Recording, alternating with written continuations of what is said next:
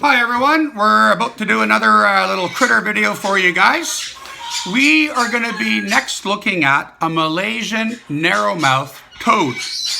These are neat little amphibians, and as we've learned in the past, amphibians are distant relatives, I guess you could say, to a reptile.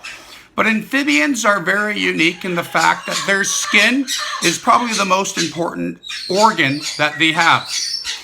All amphibians drink water and they breathe air through their skin. So whenever I bring out an amphibian to a group, I never allow anyone to pet them, because if we're petting them, we're rubbing their skin. We hurt it. If they can't drink or breathe, we know what the outcome will end up being. But something else a lot of people don't know, amphibians are also all poisonous. Most can't hurt people, we're all too big and strong.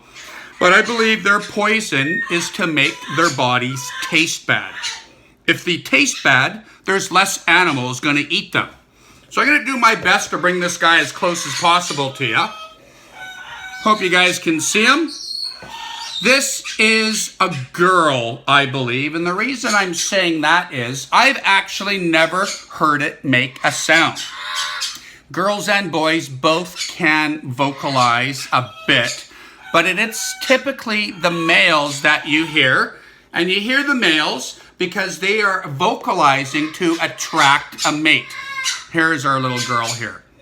So you can see they're kind of a chubby little amphibian, and they are supposedly one of the most common amphibians in Asia. They live in Southeast Asia, and a lot of people end up finding them in their yards, especially their gardens, because they are attracted to the gardens because bugs are going there. So this is a welcome little addition to your garden, because this is part of nature's pest control. Oops. You might have noticed before she hopped away there, it kind of looked like it puffed its body up. Quite a few animals do that. The most famous is a puffer or a blowfish. They do that to make their bodies look bigger than they really are. And if they're bigger than they really are, it might stop some animals from wanting to attack them, because if they're too big, they might not be able to swallow and they could get hurt coming back. So you can see it's a couple shades of brown. It lives in the ground. And when I just took this one out of its cage, him and its partner, her and the partner it lives with, they were buried in the dirt, and all you could see was the top of their head and their eyes with just their jaw above the ground, or the water, or the ground level. They do that so they can ambush attack a bug as it comes by. So they eat animals. They are a meat eater. So that means they are a carnivore. And they're most active at nighttime, which means they are nocturnal.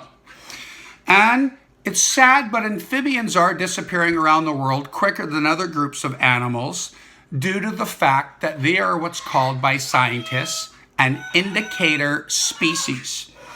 When scientists are trying to learn about the health of an ecosystem or a habitat, they do water samples and I'm sure soil samples, but they're trying to do counts on amphibians.